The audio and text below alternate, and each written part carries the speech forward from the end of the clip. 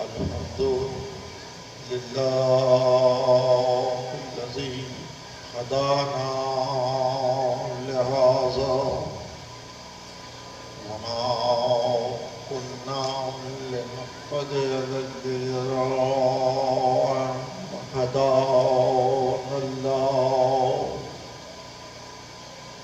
لقد جاءت رسل ربنا بالحق والصلاة والسلام على أصل ما في الوجود سر الله في كل موجود نقطة دائرة الوجود صاحب لواء الحمد والمقام المحمود أبي القاسم محمد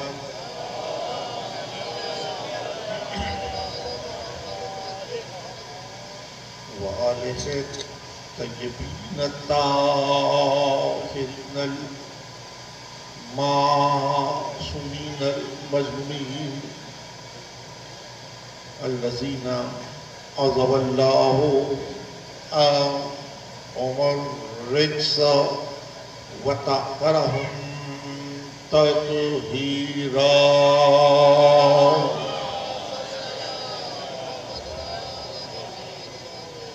أما بعد فقد قال الله سبحانه وتعالى في محكم كتابه الحكيم وهو أصدق الصادقين. بسم الله الرحمن الرحيم. تبارك الذي نزل القرآن على عبده ليكون للعالمين نذيرا. صلوات.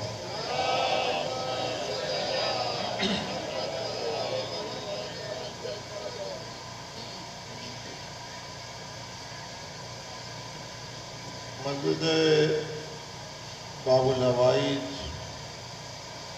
امام باردائے شام غریبہ میں یہ تیسری تقریر ہے جو آپ حضرات سماعت فرما رہے ہیں. تقریر اس لیے کہا کہ میں موضوع کے ذیل میں کوئی روزہ خوانی نہیں کر رہا بلکہ ان افکار کو آپ کی حضوری میں رکھ رہا ہوں کہ جہاں آپ کی فکر مربوط ہو تو آپ اٹھتے بیٹھتے چلتے پھرتے معاشرے میں سوئے ہوئے انسانوں کو بیدار کر کے رہبری کر سکیں. ان مجالس کا اصل مقصد بھی ہے کہ جب آپ معاشرے میں سیر کریں تو آپ کا مکالمہ اتنا مضبوط ہو کہ جہاں آپ اپنے مقابل پہ کھڑے ہوئے انسان کو اپنی فکر کے ساتھ مربوط کر سکیں، اپنی فکر کے ساتھ مربوط کر سکیں. زندگی جبریہ نہ گزاریں، زندگی اختیار کے ساتھ گزاریں. اس لیے کہ کربلا جبر کا راستہ نہیں، کربلا اختیار کا راستہ ہے. اور یہی سبب ہے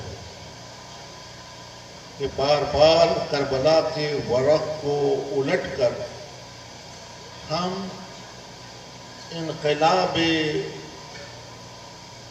نفس انسان کی نوے سناتے ہیں، انقلاب نفس انسان کی نوے سناتے ہیں، یعنی ادھر کربلا کا ورق الٹا، ادھر آپ سے کے نفس حجاب الٹ گیا، ادھر آپ کے نفس حجاب الٹ گیا اور ادھر آپ کے نفس حجاب الٹا، اور آپ نے کیفیت شعور میں قدم رکھا، اور جب آپ نے کیفیت شعور میں قدم رکھا تو جس دائرے میں آپ نے حیات کو قیام پذیر بنایا اسی دائرے کو عزاخانہ کہتے ہیں، اسی دائرے کو عزاخانہ کہتے ہیں۔ عزاخانہ شعوری دائرے کا دوسرا نام ہے، عزاخانہ شعوری دائرے کا دوسرا نام ہے کہ جب عزاخانوں کے دروازے کھلتے ہیں تو ہم ذکر حسین مظلوم کے ذریعے سے قلوب میں حرارت پاتے ہیں، قلوب میں حرارت پاتے ہیں، اور یہی فکر اقبال کی بھی ہے، یہی فکر اقبال کی بھی ہے کہ نکل کر خانقاہوں سے ادا کر رسم شبیر، نکل کر خانقاہوں سے ادا کر رسم شبیری، کہ رسم خانقاہی ہے فقط اندوہ دلگیری، کہ رسم خانقاہی ہے فقط اندوہ دلگیری۔ اور یوں جب ہم اس عزم پیہم کے ساتھ قدم آگے بڑھاتے ہیں تو عنوانات حیات کی تشنگی کو سیرابی میں بدلتے چلے جاتے ہیں، عنوانات حیات کی سیرابی کو تشنگی کو سیرابی میں بدلتے چلے جاتے ہیں۔ سخنہائے گفتی ہزار ہیں لیکن پیش نگاہ جو عنوان آپ کی اور میرے ہے وہ ہے حیات پیغمبر اکرم، حیات پیغمبر اکرم۔ تو اس کے ذیل میں جتنی کتابیں آپ کے نگاہوں کے سامنے سے گزری ہوں، جتنی کتابیں آپ کی نگاہوں کے سامنے سے گزری ہوگی، یعنی سیرت نگاروں نے جو حیات پیغمبر پر قلم اٹھایا، سوانح نگاروں نے جو حیات پیغمبر پر قلم اٹھایا، تو انہوں نے اپنے افکار کے آئینے میں اس حیات کو دیکھا، انہوں نے اپنے افکار کے آئینے میں اس حیات کو دیکھا، لیکن وہ اس مجلہ آئینے میں اس حیات کو نہ دیکھ سکے کہ جس مجلہ آئینے میں اس حیات کی حدوں کو معین ہی نہیں کیا جا سکتا، اس لیے کہ اس لامحدود نے اپنے تعارف کے لیے انہیں خلق کیا، اس لامحدود نے اپنے تعارف کے لیے انہیں خلق کیا، لیکن اس فکر کے ساتھ کہیں قلم نہیں اٹھایا گیا، اس فکر کے ساتھ کہیں قلم نہیں اٹھایا گیا۔ اس کا نتیجہ کیا نکلا؟ اس کا نتیجہ یہ نکلا کہ جب غیر مسلم حضرات نے ان کتابوں کو ہاتھوں میں لیا، جب غیر مسلم حضرات نے ان کتابوں کو ہاتھوں میں لیا تو اعتراضات کے دروازے کھل گئے، اور جب اعتراضات کے دروازے کھلے تو انہوں نے ذات خاتم کی شان میں گستاخی کی، اور اور ملت اسلامیہ برہم ہو گئی. ملت اسلامیہ برہم ہو گئی. اور نتیجہ اس کا کیا نکلا کہ چند دن آپ نے صدائے احتجاج بلند کی. چند دن آپ نے صدائے احتجاج بلند کی، لیکن آپ اس راستے کو روک نہ سکے. آپ اس راستے کو روک نہ سکے. لیکن اگر آپ 60 ہجری میں بلند ہونے والی آواز جو توہین رسالت کے اندر تھی اور اس کا جواب جو حسین ابن علی نے دیا، اگر آپ حسین کی آواز میں آواز ملا دیتے تو آج کسی میں جرأت نہ ہوتی کہ وہ شان رسالت میں گستاخی کرتا. آج کسی میں جرأت نہ ہوتی کہ شان رسالت میں گستاخی کرتا. اس لیے ملت اسلامیہ کو پیغام یہ ہے کہ آج بھی فرصت حیات میسر ہے. آج بھی فرصت حیات میسر ہے. اور محرم کی 30ویں تاریخ کو یہ دعوت عام دے رہا کہ چلو سب مل کے حسین کے عزادار بن جائیں. چلو سب مل کے حسین کے عزادار بن جائیں. حسین کے عزادار بننے میں کوئی دقت نہیں ہے. حسین کے عزادار بننے میں کوئی دقت نہیں ہے. یہ راستہ کھلا ہوا ہے ہر اس انسان کے لیے، ہر اس انسان کے لیے کہ جو روایت کی زنجیر کو توڑ کر شعوری طور پر سانس کھینچنا چاہتا ہے. جو روایت کی زنجیر کو توڑ کر شعوری طور پر سانس کھینچنا چاہتا ہے. ظاہر ہے کہ مضمون کی وسعتیں بہت اور گفتگو اس تمہید کے ساتھ جب آگے قدم بڑھا رہی ہے تو یہ بھی دعوت عام دے رہا ہے کہ جتنی سیرت کی کتابیں موجود ہیں، جتنی سوانح حیات سرکار دو عالم کی موجود ہیں، آپ ان کو کھول کر دیکھیں. آپ ان کو کھول کے دیکھیں. فکر کی بلندی کیا ہے قلم اٹھانے والوں کی؟ فکر کی بلندی کیا ہے قلم اٹھانے والوں کی؟ انہوں نے تلاش کیا کہ تاریخ کیا تھی جب آپ دنیا میں آئے. تاریخ کیا تھی جب آپ دنیا میں آئے. دن کیا تھا جب آپ دنیا میں آئے. بادشاہ کون تھا جب آپ دنیا میں آئے. پھر کس قریے میں آئے، کس شہر میں آئے. پھر بچپنا ڈھونڈا، پھر لڑکپن تلاش کیا، پھر جوانی ڈھونڈی، پھر یکایک اعلان نبوت دیکھا. پھر مکے میں 13 برس کی زندگی صعوبتوں میں گرفتار دیکھی. پھر ہجرت کی تذکیر ملی.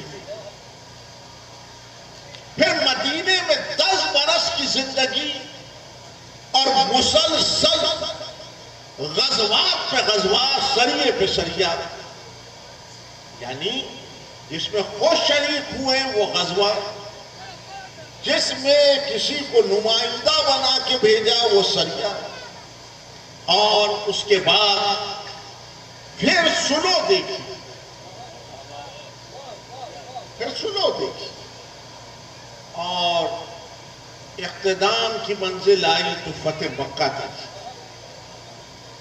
اقتدام کی منزل آئی تو فتح مکہ دیکھی.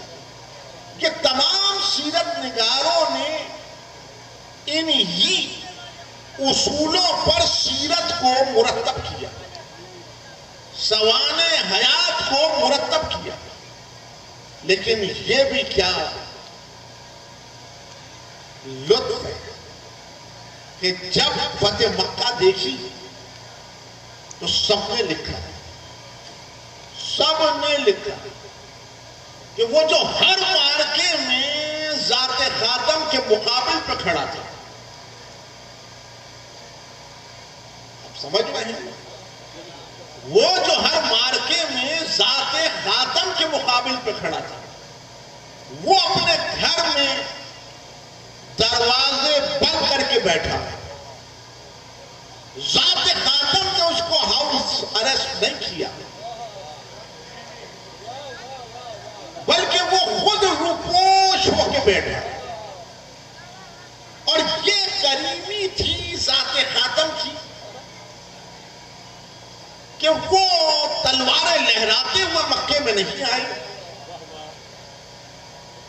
وہ تلواریں لہراتے ہوئے نیزے بلند کرتے ہوئے مکے میں نہیں آئے. لیکن اب عالم یہ تھا کہ وہ اپنے گھر میں محصور ہو کے بیٹھا. تو ذات خاتم نے کیا کہا کہ جو اس کے گھر میں چلا جائے اسے بھی امان.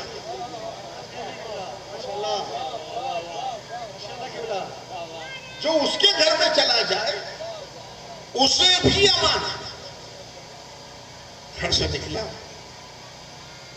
رسول کے چچا کے قریب آیا، عباس بن عبد المطلب.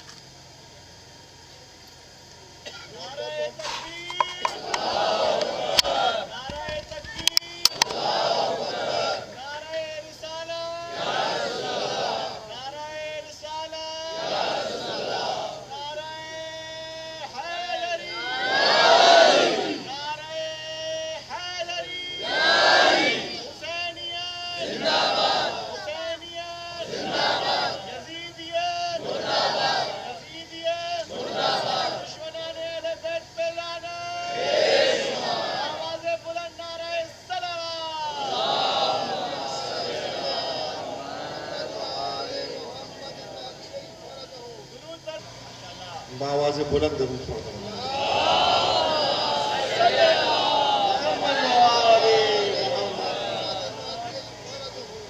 اب آپ حضرات متوجہ ہیں. بسم اللہ. دیکھیے، اگر آپ کی فکر منزل جذب میں ہے تو ہم ایک طویل سفر مختصر سے وقت میں طے کریں. گھر میں محسوس تھا، ذات خاتم نے کہا جو اس کے گھر میں چلا جائے اسے امان ہے، اسے امان ہے. اب تو سمجھ لو، اسلام حملہ نہیں کرتا، اسلام اعلان امن کرتا ہے. اسلام حملہ نہیں کرتا، اسلام اعلان امن کرتا. گھر سے نکلا اور رسول کے چچا عباس بن عبد المطلب کے سامنے آ کے کھڑا ہوا. اب میں اس جملے کی وضاحت کر رہا ہوں کہ جتنی بلندی فکر تھی ویسے سیرت کو لکھا، جتنی بلندی فکر تھی ویسے ذات خاتم کو سمجھا، جتنی فکر کی بلندی تھی اتنا معرفت کی سرحدوں کو طے کیا. رسول کے چچا عباس بن عبد المطلب کے سامنے آ کے کھڑا ہوا. کیا کہنے لگا کہ تیرے بھتیجے کی حکومت کتنی پھیل گئی ہے، تیرے بھتیجے کی حکومت کتنی پھیل گئی ہے. عباس بن عبد المطلب نے کہا یہ حکومت نہیں، نبوت ہے.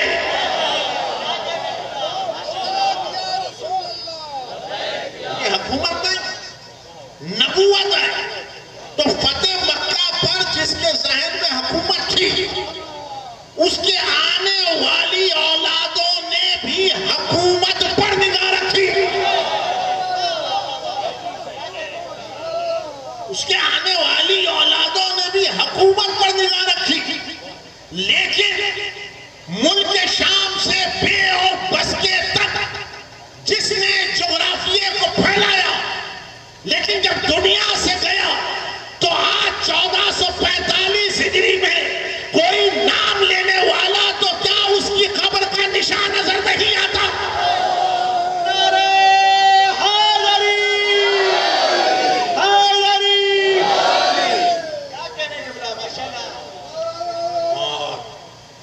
اسی کا پوتا تھا، اسی کا پوتا تھا کہ جس کی زبان پہ یہ کلمہ تھا کہ نہ فرشتہ آیا نہ وحی آئی، نہ فرشتہ آیا نہ وحی آئی.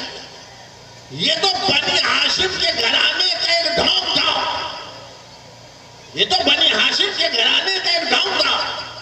تو حسین منزل قیام میں آئی اور کہا قیامت تک ایسا جواب ملے گا کہ پھر یہ آواز بلند کرنے کی کسی میں جرأت نہ ہوگی، پھر یہ آواز بلند کرنے کی کسی میں جرأت نہ ہوگی. اور وہ دن اور آج کا دن، وہ دن اور آج کا دن آپ کی صدائے یا حسین نے اس آواز کو دبا دیا. تو عزیزان گرامی جو اس آواز کے ہم نوا ہیں وہ اس ماتم پہ معترض ہیں.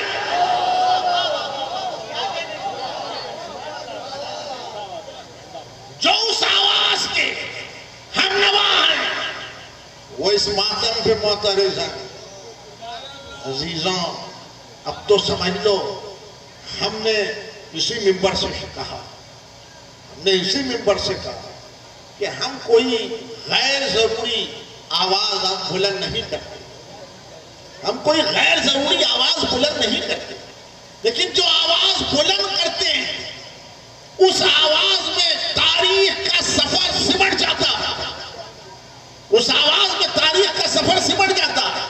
یعنی جب اس فرش پر بیٹھ کر ہم کہتے ہیں یزیدیت مرد آباد اور حسینیت زندہ باد، تو عزیزان گرامی ہم تاریخ کے طویل سفر کو سمیٹ لیتے ہیں کہ اسلام کی تاریخ میں دو دائرے ہیں. ایک دائرے میں شجر خبیثہ ہے، ایک دائرے میں شجر طیبہ ہے. جب یزیدیت مرد آباد کہتے ہیں تو شجر خبیثہ پہ لعنت ہو جاتی ہے، اور جب حسینیت زندہ باد کہتے ہیں تو شجر طیبہ پہ درود و سلام جاری ہو جاتا. حسینیت، حسینیت، حسینیت، یزیدیت، یزیدیت، دشمنان اہل بیت پہ لعنت. حیات پیغمبر اکرم پہ جتنی سیرت کی کتابیں، جتنی سوانح حیات ہیں، اگر اس پیرامیٹر سے باہر ہو تو مجھے دکھاؤ. اس پیرامیٹر سے باہر ہو تو مجھے دکھاؤ. یہی نکات ہیں جس پہ ہر ایک قلم اٹھا کے لکھنا شروع کرتا اور پھر یہ طے نہیں کر پاتا کہ ربیع الاول کی تاریخ کون سی تھی. جسے حضوری کا پتہ نہیں وہ غیب کی خبر کیا رکھے. جسے حضوری کا پتہ نہیں وہ غیب کی خبر کیا رکھے. تو ہمارا مدعا یہ ہے، ہمارا مدعا یہ کہ کم از کم ملت اسلامیہ ان کتابوں کو پہ نگاہ رکھے، ان کتابوں پہ تو نگاہ رکھے کہ جس میں ایسا مواد موجود ہے کہ جو افکار میں بلندی لا سکتا ہے، جو افکار میں بلندی لا سکتا ہے. یعنی میں آج کی حد تک عرض کروں، پہلی کتاب مسترق حاکم نشاپوری کی کتاب ہے. 4 جلدوں پر اس نے ذخیرہ کیا حدیث کو، اور ہر حدیث کے اوپر بحث کو قائم کرتے ہوئے شیخین سے سوال کیا. شیخین یعنی صحیح مسلم اور صحیح بخاری لکھ کے مرتب کرنے والوں سے سوال کیا کہ یہ حدیث جن راویوں کو آپ نے اپنے معیار کے اوپر مکمل پایا، یہ حدیث میں انہی راویوں سے محفوظ کر رہا ہے، لیکن آپ نے اس حدیث کو کیوں محفوظ نہیں کیا؟ یہ اس کے سوال ہے، حاکم نشاپوری کے سوال ہے۔ مزدرک دوسری کتاب کنز العمار، ملا علی متقی،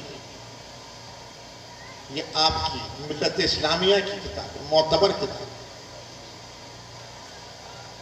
تیسری کتاب مشکاۃ شریف، مشکاۃ شریف، ان تینوں کتابوں نے ایک حدیث کو محفوظ کیا، ان تینوں کتابوں نے ایک حدیث کو محفوظ کیا، اور ان راویوں سے محفوظ کیا کہ جنہیں مسلم و بخاری نے معتبر جانا، جنہیں مسلم و بخاری نے معتبر جانا۔ ابن جبیر، عبداللہ ابن عباس اور ابو ہریرہ سے روایت کو محفوظ کیا۔ سوال کیا راوی نے، وجبت لکن نبوہ، سرکار دو عالم سے سوال کیا، وجبت لکن نبوہ، حضور آپ پر نبوت کب واجب ہوئی؟ حضور آپ پر نبوت کب واجب ہوئی؟ کنت آدم بین الماء والطین، جب آدم آب و گل کی منازل کو طے کر رہا تھا میں اس وقت نبی تھا۔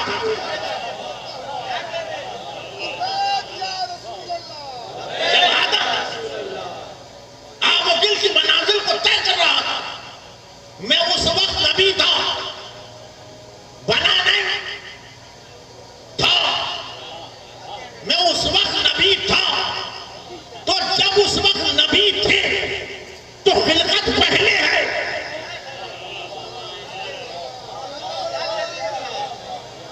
خلقت پہلے ہے، تو کم از کم سیرت نگاہ، سوانح نگاہ اسی کو بنیاد اور اساس بناتا، اسی کو بنیاد اور اساس بناتا کہ میں اس وقت نبی تھا جب آدم آب و گل کی منازل کو طے کر رہا تھا۔ تو جب اس وقت نبی تھے تو خلقت پہلے، تو کم از کم فکر مسلم اتنا ہی کام کر کے دکھا دی کہ عالم نور کا کون سا سال تھا، عالم نور کا کون سا سال تھا کہ جب آپ منزل امکان میں آئے، جب آپ منزل امکان میں آئے، میرے حضور فکر کو بلند کرنے کی ضرورت ہے، فکر کو بلند کرنے کی ضرورت ہے۔ ہر نبی اسلام کے اوپر، ہر نبی اسلام کے اوپر، تو جب نبی تھے تو علم اسلام انہی کے ہاتھوں میں تھا، تو اب جو بھی آیا وہ انہی کے علم کے زیر سایہ آیا، اب جو بھی آیا وہ انہی کا کلمہ پڑھ، ورنہ تو آیا میثاق جا کے پڑھو،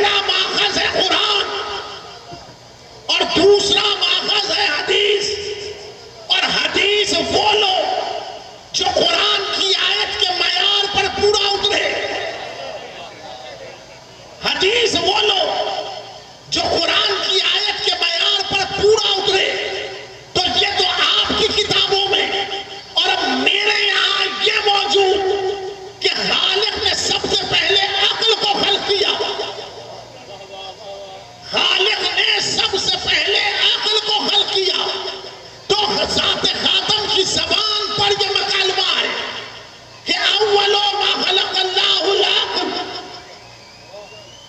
خالق نے سب سے پہلے عقل کو خلق کیا، اور خالق نے کہا عقل کی شرافت کا تقاضا یہ ہے کہ اسے نفس عطا کروں،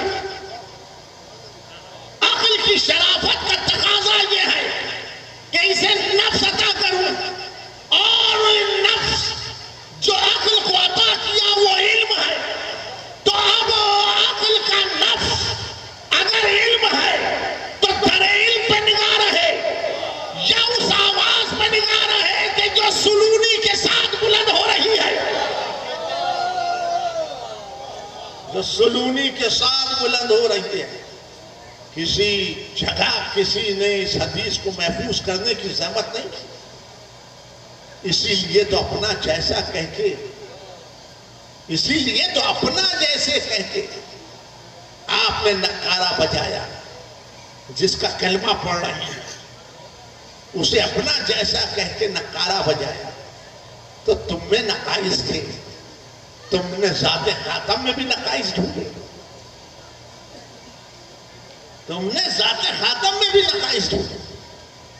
عزیزان گرامی، جب آپ خلقت پر غور و فکر نہ کر سکے، جب آپ خلقت میں غور و فکر نہ کر سکے، تو پھر یہ منزل آئی، پھر یہ مقام آیا کہ جہاں اعتراضات کے دروازے کھلتے چلے گئے، جہاں مشترقین نے کتابیں لکھنا شروع کر دی، کتابیں لکھنا شروع کر دی، لیکن مواد انہوں نے آپ ہی کی کتابوں سے لیا، مواد انہوں نے آپ ہی کی کتابوں سے لیا۔ اگر آپ اس حدیث کو ہم سے لیتے، یعنی معصوم سے لیتے، کہ جہاں معصوم نے بتایا کہ سب سے پہلے عقل کو خلق کیا، اور عقل کی شرافت کا تقاضا یہ تھا کہ اسے نفس بصورت علم عطا کیا، اسے نفس بصورت علم عطا کیا، یعنی جہاں علم ہے وہاں عصمت ہے، اور جہاں علم نہیں وہاں عصمت نہیں۔ تو جب آغاز میں آپ نے اس حدیث کو نہیں لیا تو انبیاء کی نبوتوں میں عصمت باقی نہ رہی، اور جب عصمت باقی نہ رہی تو آپ نے قلم چلایا تفسیر میں کہ آدم سے غلطی ہوئی، آدم سے غلطی ہوئی، موسیٰ نے قبطی کو قتل کیا، ابراہیم نے 3 مرتبہ جھوٹ بولا۔ تو عزیزان گرامی، اگر آغاز میں اس حدیث کو لے لیتے تو وہاں نبوت میں عصمت باقی رہتی، اور جب نبوت میں عصمت باقی رہتی تو یہ نقائص نہ آتے، تو جو انبیاء میں نقائص تم نے تلاش کیے تھے تو جس کا کلمہ پڑھ رہے تھے اسے بھی محفوظ نہ کر سکے، جس کا کلمہ پڑھ رہے تھے اسے بھی محفوظ نہ کر سکے، لیکن ہم نے معصوم سے حدیث کو لیا، اور معصوم نے حدیث میں کہا کہ خالق نے سب سے پہلے عقل کو خلق کیا، پھر آگے بڑھ کے کہا اول ما خلق اللہ نوری، سب سے پہلے میرے نور کو خلق کیا، اول ما خلق اللہ القلب، سب سے پہلے قلب کو خلق کیا، اول ما خلق اللہ اللوح، سب سے پہلے لوح کو خلق کیا۔ تو قلم اول، لوح اول، نور اول، عقل اول، کم از کم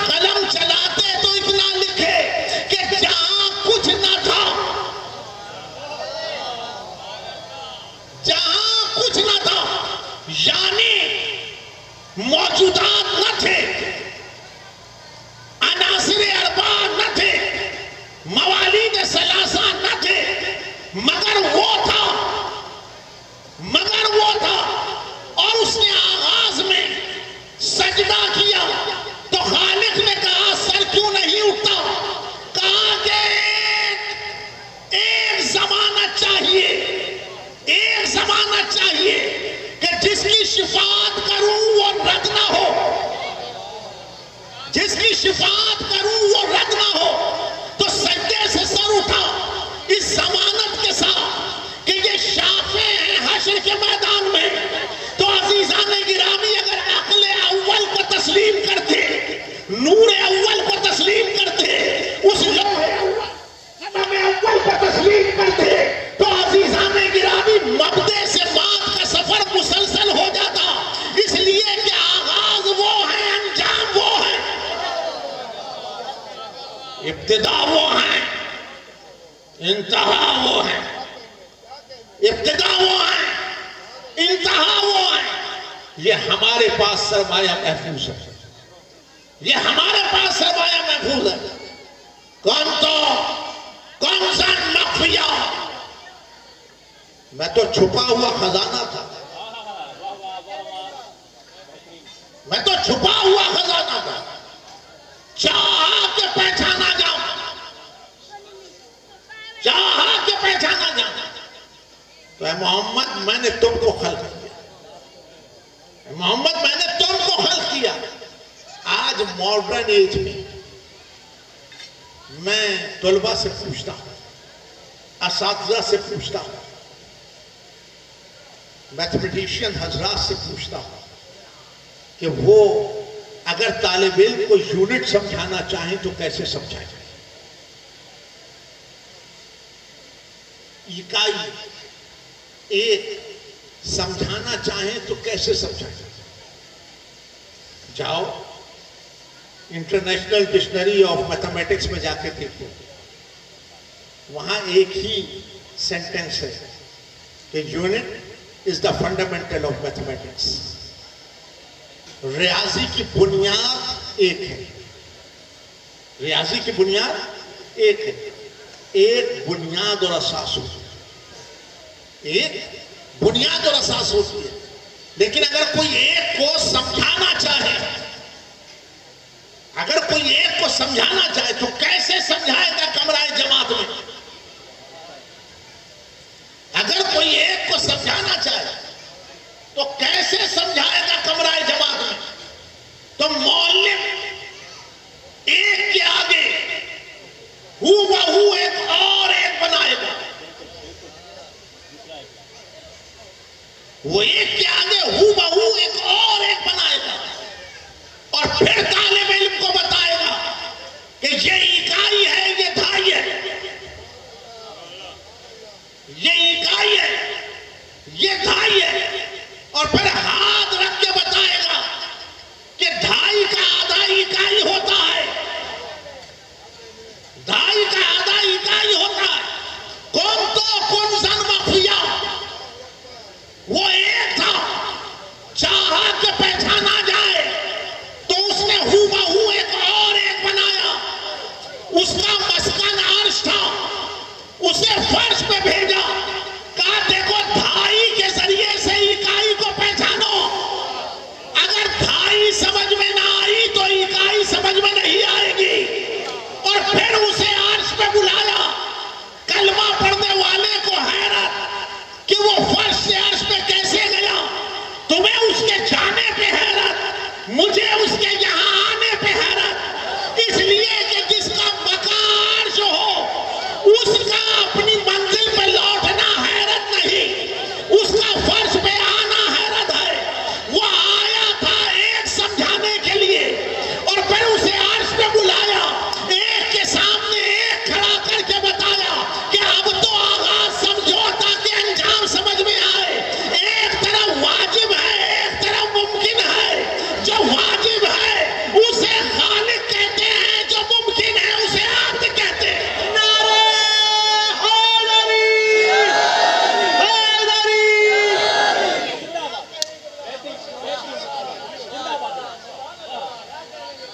جو خالق ہے اسے واجب کہتے ہیں، جو مخلوق ہے اسے عبد کہتے ہیں. اب سمجھ میں آیا. نمازیں پڑھتے ہو، شہادت میں کیا کہتے ہو؟ شہادت میں کیا کہتے ہو؟ اشہد ان محمدًا عبدہ ورسولہ. شہادت دیتا ہوں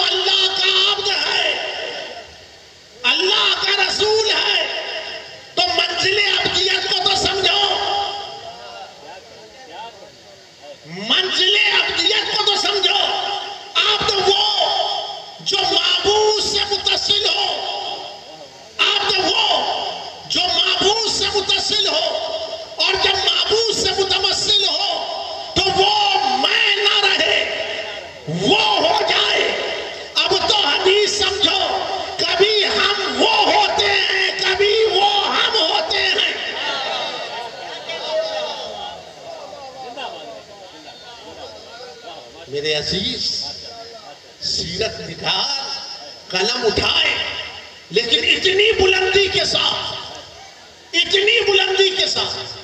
کہ جہاں ذات خاتم پہ کوئی انگشت نہ اٹھا سکے، اس لیے کہ اگر منزل ابدیت سمجھ میں آئی تو وہ خالق سمجھ میں آئے گا، لیکن ابدیت ہی سمجھ میں نہ آئی تو خالق کیسے سمجھ میں آئے گا؟ تو عزیزان گرامی، ایک کے لیے ہو بہو ایک اور ایک چاہیے۔ اب یہاں زمین پر تھا تو تنہا ایک تھا، اب زمین پہ تھا تو تنہا ایک تھا، اس نے ہو بہو ایک اور پیش نگاہ رکھا، اور پیش نگاہ رکھ کے کہا انا والی من نور واحد۔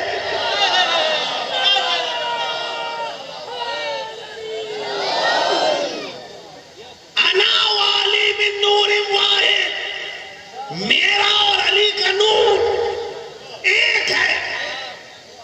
حدیث پڑھ رہا ہوں، مسلمانوں نے محفوظ کی ہے، انا والی من نور واحد۔ اب اس حدیث کو کیوں نہیں لیا سیرت نگار نے؟ اس لیے کہ سیرت نگار آغاز میں نور کا قائل نہیں، اولو ما خلق اللہ نوری، یہ حدیث امام ہفتم سے ہمارے پاس محفوظ ہے، یہ حدیث امام ہفتم سے ہمارے پاس محفوظ ہے۔ ملت کی کسی حدیث کی کتاب نے اس حدیث کو محفوظ نہیں کیا، تو عزیزان گرامی صرف نظر کر کے چلے۔ خطبی مرتبہ نے کہا انا والی من نور واحد۔ اب سمجھو میں اس وقت نبی تھا جب آدم آب و گل کی منازل طے کر رہے تھے، اور رسول جب یہ کہہ رہے تھے انا والی من نور واحد، تو ایسے ہی نہیں کہا، رسول مسجد میں کھڑے ہوئے تھے، جبریل آسمان سے نازل ہوا اور حضوری میں کھڑے ہو کے کہنے لگا کہ یا رسول اللہ، آدم کی خلقت سے 70,000 سال قبل ہم ایک نور کی زیارت کیا کرتے تھے، چاہتے ہیں کہ اس نور کی دوبارہ زیارت کریں۔ کہ جبریل انتظار کرو، جبریل انتظار کرو، جبریل منتظر، بھائی انتظار نور میں تو ملک بھی کھڑا ہوا ہے،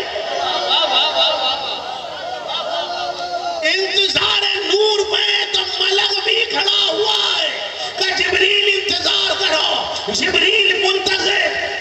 اور رسول نے مسجد میں کھڑے ہو کے حدیث بتائی، جبریل نے مسجد میں کھڑے ہو کے سوال کیا، بند باندھ دیا قیامت تک کے لیے کہ کوئی یہ نہ کہے کہ مسجد میں یہ نام نہ لینا۔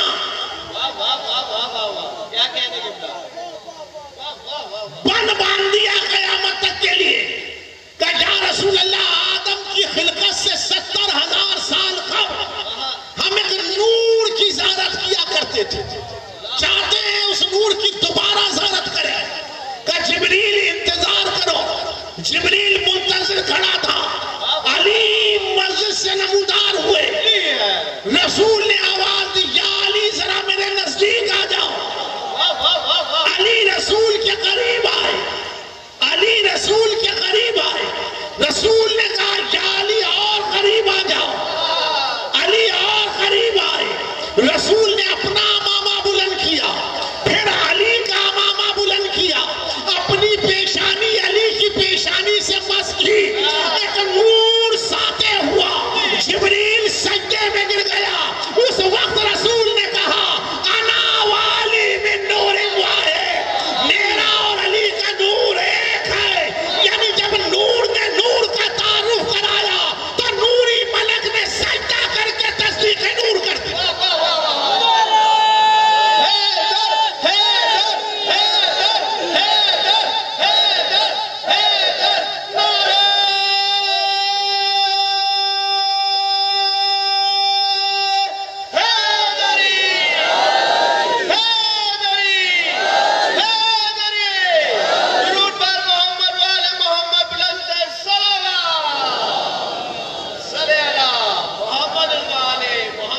عاجل فرجو. واہ واہ واہ. تو حیات پیغمبر اکرم، واہ واہ واہ واہ، کیا کہنے. حیات پیغمبر اکرم کا آغاز کم از کم حدیث نور سے تو کرو.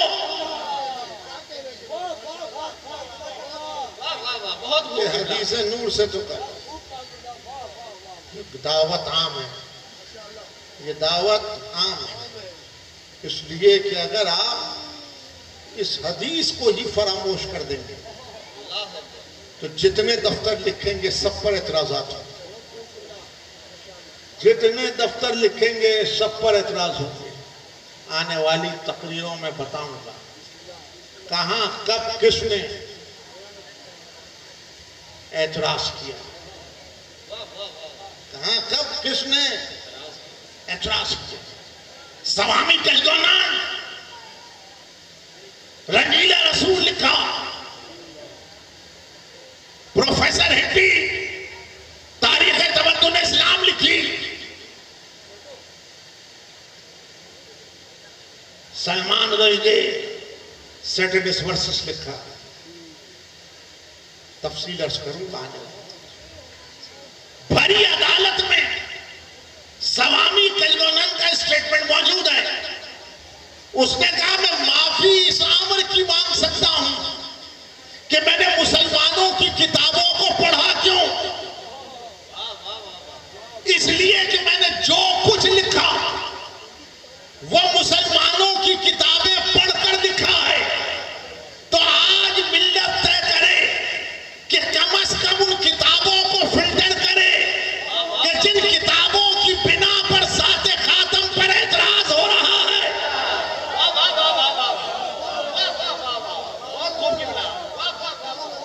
کم از کم ان کتابوں کو تو فلٹر کرے جس کی بنا پر ذات خاتم پر اعتراض ہو رہا. ہم نے نور، حدیث نور کو بنیاد بنایا، ہم نے عصمت کو اصول میں رکھا. بنیادی عقیدہ ہے ہمارا، بنیادی عقیدہ ہے ہمارا. اس لیے کہ اگر عصمت نہیں تو خطا کا امکان باقی، اور اگر عصمت ہے تو خطا کا امکان نہیں. تو یہی سبب ہے کہ ملت جب عقیدہ عصمت سے منحرف ہوئی تو وہاں امکان خطا رہ گیا. لیکن ہم نے جب عصمت کو بنیاد بنایا تو یہاں امکان خطا نہیں. اس لیے لفظ عصمت سے گھبراتے کیوں ہو؟ اس لفظ عصمت سے گھبراتے کیوں ہو؟ اس لیے کہ تم لفظیات کو لغت میں دیکھتے ہو اور ہم لفظیات کے معنی کو طول دیتے ہیں. ہم معصوم کی جنبش لفظ سے. یہی سبب ہے کہ جب معصوم سے پوچھا کہ مولا عصمت کسے کہتے ہیں تو معصوم نے کہا ظلمت سے دوری اور نور ہی نور. ظلمت سے دوری، نور ہی نور. جہاں عصمت ہے وہاں یہ جوہر ہے کہ وہ ظلمت سے نکالتا ہے اور نور میں لے آتا. جہاں عصمت ہے وہاں یہ جوہر ہے کہ وہ ظلمت سے نکالتا ہے اور نور میں لے آتا ہے. لیکن جہاں عقیدہ عصمت سے انحراف ہے وہ بھی ولی بنے ہیں لیکن وہ نور سے ظلمت میں لے جاتے ہیں. یہ خطابت کا مکالمہ نہیں ہے. آیت الکرسی کا آخری حصہ جا کے پڑھو.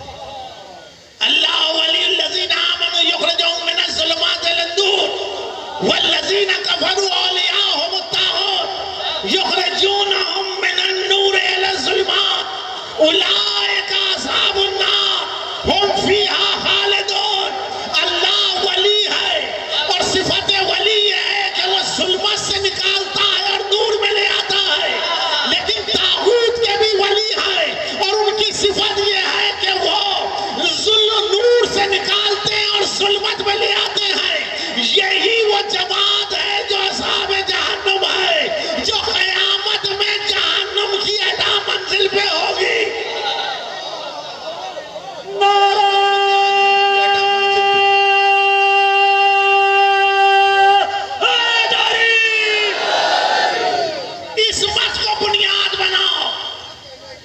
عصمت کو اساس بناؤ، اور اگر عصمت کو بنیاد اور اساس نہیں بناؤ گے تو کہیں اندھیرا کہیں اجالا نظر آئے. لیکن اگر عصمت کو بنیاد اور اساس بناؤ گے، ہر آن، ہر لہجہ، ہر نفس اجالا ہی اجالا نظر آئے، اجالا ہی اجالا نظر آئے. حسین منزل منیت پر آئے، حسین منزل منیت پر آئے. قیامت تک ذات خاتم کا تعارف حسین کے ذریعے سے، ذات خاتم کا تعارف حسین کے ذریعے سے. حسین نے شب عاشور 72 چراغ عصمت کے منور کر دی، ایسی روشنی کہ آج بھی وہ حیات کی تاریکی کو روشنی میں بدل رہی ہے، آج بھی حیات کی تاریکی کو روشنی میں بدل رہی ہے. حسین نے جس راہ کو چنا، جس راہ کو چنا، اختیار کے ساتھ چنا، اختیار کے ساتھ چنا. کوفے سے خط آ رہے تھے، حسین نے جواب میں ایک سفارت بھیجی، جواب میں ایک سفارت بھیجی، عقیل کے بیٹے مسلم کو اپنا سفیر بنا کے دیا، اپنا سفیر بنا کے دیا. دیکھیے وقت نہیں رہا، لیکن مسلم کے لیے ایک لفظ جو زبان معصوم سے جاری ہوا وہ کافی، کافی مسلم کی تعریف کے. وہ فرقیہ جو آپ نے مرحوم فرمایا، اس کا ایک مہم کلمہ اور اس کا ایک لفظ کہ کوفے والوں تمہاری جانا، کوفے والوں تمہاری جانا، اپنے سخا ترین شخص کو بھیجا، اپنے سخا ترین شخص کو بھیجا. مسلم سمجھیں گے امامت کے اعتماد کا دوسرا نام مسلم، امامت کے اعتماد کا دوسرا نام مسلم. مسلم قربانیاں سجا کے بارگاہ امام میں آئے، امام نے سروں پہ ہاتھ رکھ کے مسلم کی قربانیوں کو قبول کیا. کہنے لگے میرے چمن کے 2 گل آپ کے ساتھ رہے تو میرے ہمراہ چلے. تو مسلم تمہیں اختیار ہے، تمہیں اختیار ہے. اور یہ بھی یاد رکھو، مسلم کو جب سفیر بنا کے بھیجا تو کوئی ہدایت نامہ لکھوا کے مسلم کو نہیں دیا تھا کہ ایسا ہو تو ایسا کر، ایسا ہو تو ایسا کر، نہیں، ایک لفظ. اور امام نے کہا یہ امامت کا اعتماد جا رہا ہے، یہ امامت کا اعتماد جا رہا ہے. یعنی امام نے مسلم کو بنیاد کربلا بنا کے بھیجا، بنیاد کربلا بنا کے. مسلم کوفے میں آئے، والہانہ استقبال، والہانہ استقبال. ہزاروں نے بیعت کی، ہزاروں نے بیعت کی. لیکن جب حاکم بدلا، جب حاکم بدلا اور شام کا چھٹپٹا وقت تھا، مسلم نے فریضہ نماز کو ادا کر کے رخ موڑا تو چند نفر تھے جو مسلم کے سامنے تھے. اب مسلم کا کلمہ سنو اور کربلا سمجھو. مسلم نے کہا تم پہ سے بھی اپنی بیعت کو اٹھا لیا، جو جانا چاہتا ہے چلا جائے. مسلم نے پوری کربلا بتائی. کربلا جبریہ دائرہ نہیں ہے، کربلا اختیار کا دائرہ، کربلا اختیار کا دائرہ.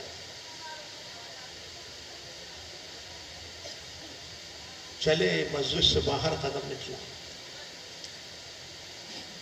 کوفے میں خاموشی تھی، گلیاں سنسان تھیں، مسافر تھا اور غربت تھی، مسافر تھا اور تنہائی تھی. مسلم چھوٹے چھوٹے قدموں کے ساتھ کوفے کی گلیوں میں اپنی منزل کو ڈھونڈ رہے تھے کہ چلتے چلتے ایک دیوار سے ٹیک لگا کے بیٹھے. قریب ایک دروازہ کھلا, دیوڑی پر ایک خاتون آئی, کہنے لگی یہ شخص زمانہ بڑا برا شور ہے, اپنے گھر کی راہ لے. مسلم نے سر جھکائے کہا جو آوارہ وطن ہو وہ کہاں جائے, جو مسافر ہو وہ کہاں جائے. کہنے لگی کہاں کے رہنے والے ہو؟ مسلم نے کہا مدینے کا رہنے والا.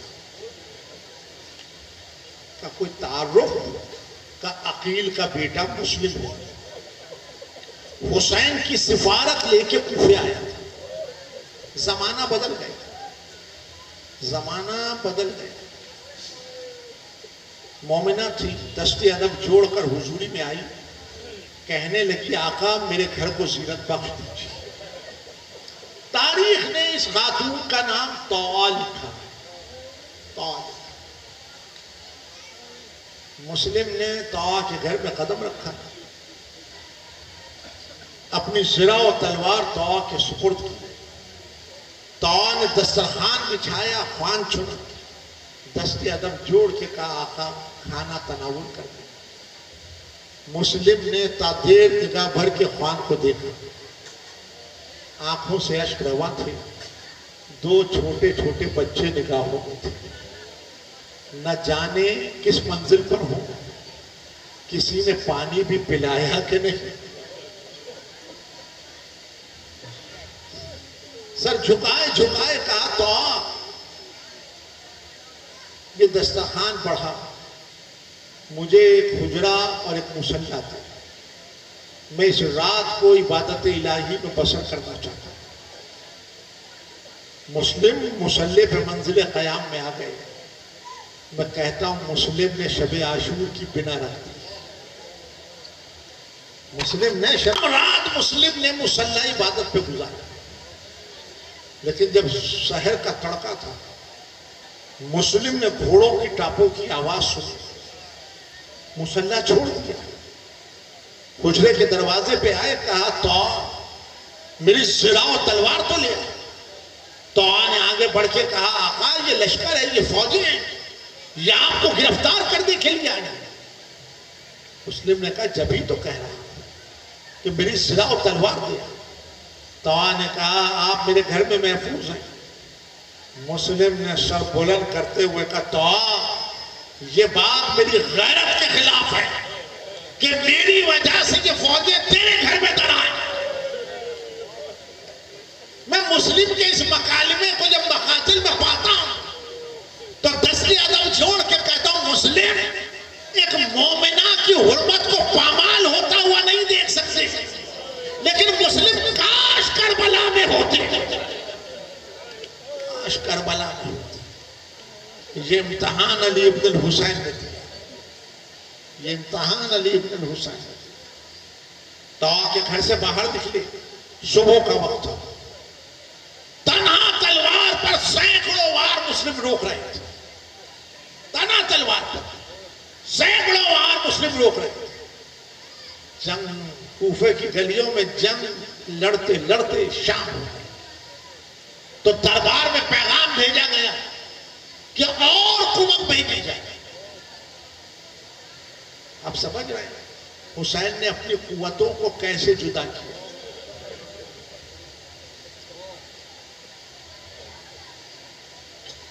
عبداللہ ابن جعفر طیار کو مدینے میں نگراں بنا کے رکھا. محمد حنفیہ علیل تھے, مسلم کو کوفے بھیجا, اور عباس کو ہر گام حسین نے عباس کو ٹھہرا کے رکھا.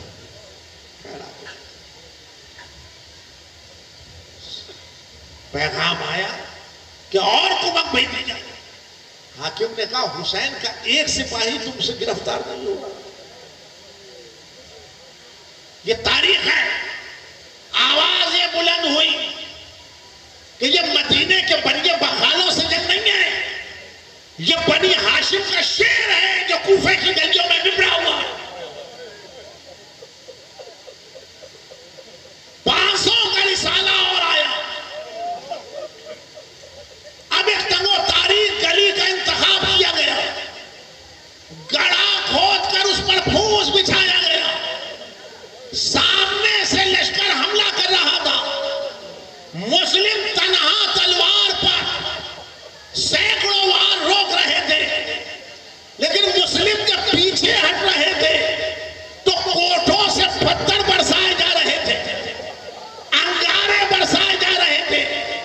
لڑتے لڑتے مسلم جب پیچھے ہٹے اور گڑھے میں گرے تو مجھے نہیں معلوم کہ ایک بےکس کے سر پہ کتنی تلواریں گر رہی تھی. لکھا ہے مقاتل میں کہ جب مسلم کو گڑھے سے نکالا گیا تو مسلم کی پیشانی زخمی تھی, مسلم کے ابرو کٹے ہوئے تھے, مسلم کا ہوش شکستہ تھا, مسلم کے بازو زخموں سے چمک رہے تھے. مسلم کو رسیوں میں جکڑ کر کوفے کی گلیوں سے کھینچتے ہوئے دربار میں لایا گیا, اور مسلم جب دربار میں آئے تو ہم ہما کرتے ہوئے آئے, ایسے آئے جیسے بپھرا ہوا شیر آتا. دربار لڑ رہا تھا, تخت پہ بیٹھے ہوئے حاکم کا چہرہ زرد ہو رہا تھا. ایک گوشے سے آواز آئی, مسلم تم نے حاکم کو سلام نہیں کیا. مسلم نے قدم آگے بڑھایا اور سینے کو ٹھوک کے کہا, میرا کوئی حاکم نہیں بجز حسین ابن علی کی, میرا کوئی حاکم نہیں بجز حسین ابن علی کی. ایسے میں حاکم نے کہا, کوئی ہے جو قیدی کے سر کو تن سے جدا کرے, کوئی ہے جو قیدی کے سر کو تن سے جدا کرے. ایک گوشے سے آواز آئی, قیدی پیاسا معلوم دیتا ہے, کوئی پانی تو پلا دے. کاسائے آب لایا گیا, مسلم کے قریب کاسائے آب لایا گیا, مسلم کے ہونٹوں سے رستا ہوا لہو پانی میں شامل حال ہوا. مسلم پانی نہ پی سکے, یہ کربلا کا پیاسا شہید ہے, پہلا پیاسا شہید.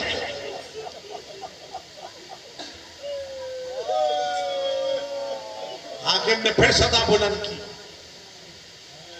آواز آئی, کوئی قیدی سے اس کی وصیت تو پوچھے, کوئی قیدی سے اس کی وصیت تو پوچھے. یہ ہے بنیاد کربلا, یہ ہے اساس کربلا. مسلم نے کہا پہلی وصیت یہ ہے کہ میں مقروض ہوں, میری زرع بیچ کے میرے قرض کو ادا کیا جائے. مسلم نے اعلان کیا کہ منزل جہاد میں ہوں, مقروض پہ جہاد ساقط ہے, مقروض پہ جہاد ساقط ہے. کہا میری زرع بیچ کے میرے قرض کو ادا کیا جائے. دوسری وصیت یہ ہے کہ میں اپنے آقا کو خط لکھ چکا, کوئی میرے سید و سردار کو خبر دے کہ کوفہ بدل گیا مولا, اب کوفے کی جانب نہ, اب کوفے کی جانب نہ. تیسری وصیت مسلم نے اپنے چھوٹے چھوٹے بچوں کے لیے کی کہ اگر کسی کے ہاتھ آ جائے تو قریبی سے پیش آنا, گھڑکنا نہیں, کسی ایسے مقام پہ لے جا کے کھڑا کر دینا جہاں سے وہ اپنے وطن کی راہ لے, جہاں سے وہ اپنے وطن کی راہ لے. حاکم پکارا, کوئی ہے جو قیدی کے سر کو تن سے جدا کرے. بکر بن حمران جو صبح مسلم کی دیکھ سے قتل ہوئے تھے, اس کا بیٹا آگے بڑھا, بکر بن حمران کا بیٹا آگے بڑھا کہ اس کام کو میں سر انجام دوں.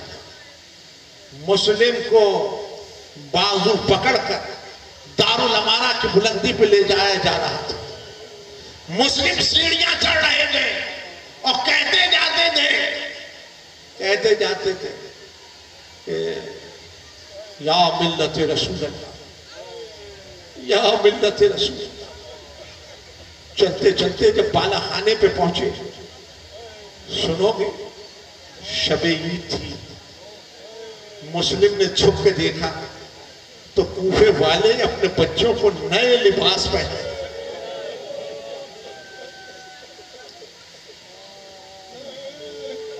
کاندھوں پہ بٹھائے, ایک مسافر کو قتل ہوتا دیکھنے کے لیے جمع تھے. مسلم نے تکرار کی اس کلمے کی, جو ابھی سیڑھیاں چڑھتے ہوئے ادا کر رہے تھے. تو بسم اللہ و باللہ یا ملت رسول اللہ. قاتل آگے بڑھا, کہنے لگے اتنی مہلت تو دے کہ 2 رکعت نماز پڑھیں. کا اجازت نہیں ہے.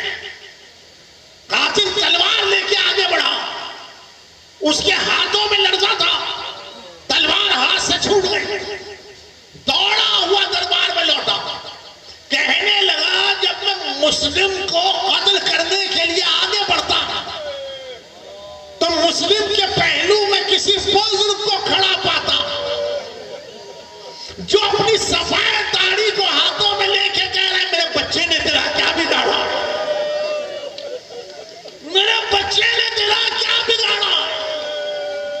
حاکم نے کہا یہ تیرا وائمہ ہوگا. قاتل پلٹا, اس اسنا میں مسلم نے 2 رکعت نماز پڑھی اور اب مسلم نے وہ بنیاد رکھی کہ محب کتنی ہی دور سہی لیکن آقا سے کیسے متصل ہوتا ہے. مسلم نے رخ جانب مکہ کیا اور رخ جانب مکہ کر کے کہا السلام علیکہ یا ابا عبداللہ, السلام علیکہ یا ابن رسول اللہ. حسین مکے سے باہر نکل چکے تھے, منزل سوق پہ تھے, شام کا جھٹپٹا وقت تھا, خیمے کے باہر بیٹھے. ایک مرتبہ اپنے مقام سے کھڑے ہوئے, چند قدم آگے بڑھے اور آگے بڑھتے ہوئے کہا علیکہ السلام یا مسلم ابن عقیل. ایسے میں ستون خیمہ پہ ہاتھ مار کر علی کی بیٹی نے کہا بھیا یہ شب عید کس کے سلام کا جواب دے رہے تھے, یہ شب عید کس کے سلام کا جواب دے رہے تھے. کہ بہن دیکھنا چاہتی ہو, 2 انگشتیں بلند کی, شہزادی نے نگاہ بھر کے دیکھا, کلیجے کو تھام کے رہ گئی, کہنے لگی بھائی میں مسلم کو تلوار کے نیچے دیکھ رہی ہوں, غربت میں میرا بھائی مارا گیا, مسافر مارا گیا, حسین کا ضمیر مارا گیا, کوئی لاشا اٹھانے والا نہ تھا. کوفے کی گلیوں میں بے کس کی لاش کھینچی جا.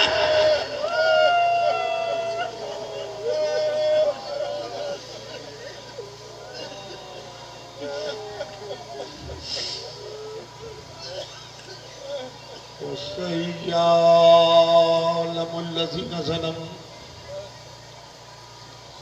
أَيَّ مُنقَلِبٍ يَنقَلِبُونَ. الہی و سیدی یا مولایا, پروردگار ہماری اس عبادت کو اپنی بارگاہ میں قبول فرما.